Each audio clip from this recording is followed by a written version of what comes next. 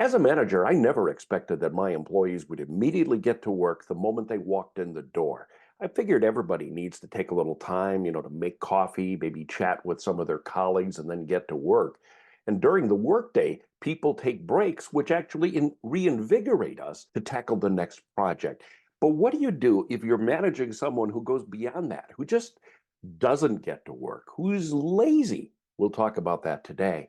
Hi, I'm Dave Edwards. Subscribe to the series of videos I post regularly about productivity, management, leadership, and digital productivity as well. So subscribe to the series of videos. Just click on that button below.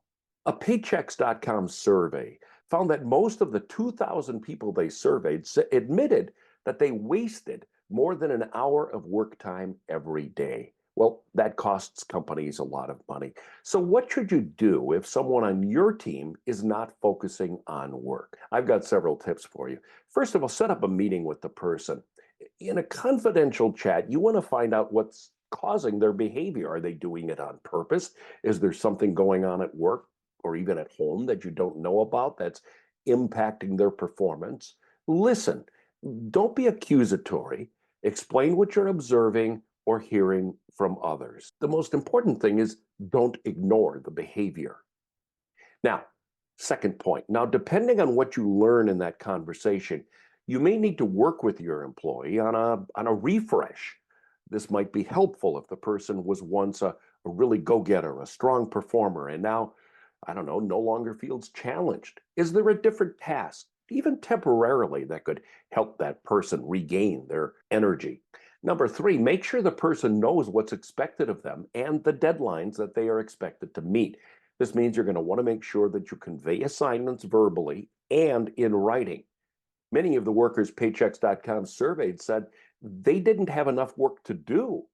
While that's not likely, you need to take away that excuse. Number four, create a structure. I don't like mandating start times, break times, and stop times. I want to treat workers as adults who can manage themselves as professionals. But if someone abuses the privilege, well, then they have to be managed differently. They need mandated structures, including specific break times for lunch, smokes, whatever they need. No more 2 hour lunch breaks either. And number five, monitor their workplace activities. If you've assigned work, set deadlines, and established the structure, well, your job is not done. If you don't monitor their habits, they're likely to revert back to their original practices. And if someone does, well, you got to warn them that you're seeing that behavior slide.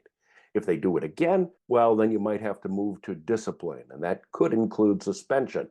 If the behavior persists, the person may need to be fired. Like other challenging types of workers, as a manager, you can't ignore the issue hoping the problem will fix itself.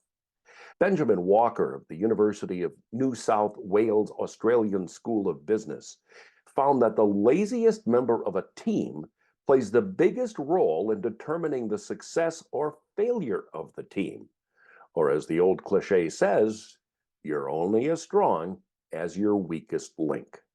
I've looked at research on how you can most effectively deal with each kind of personality type that you find in the workplace. That's actually lesson three of my online course, Managing Difficult People. I mean, sooner or later, we all have to deal with workers who cause problems. My 90-minute seminar will provide you the knowledge and confidence to deal with problem workers.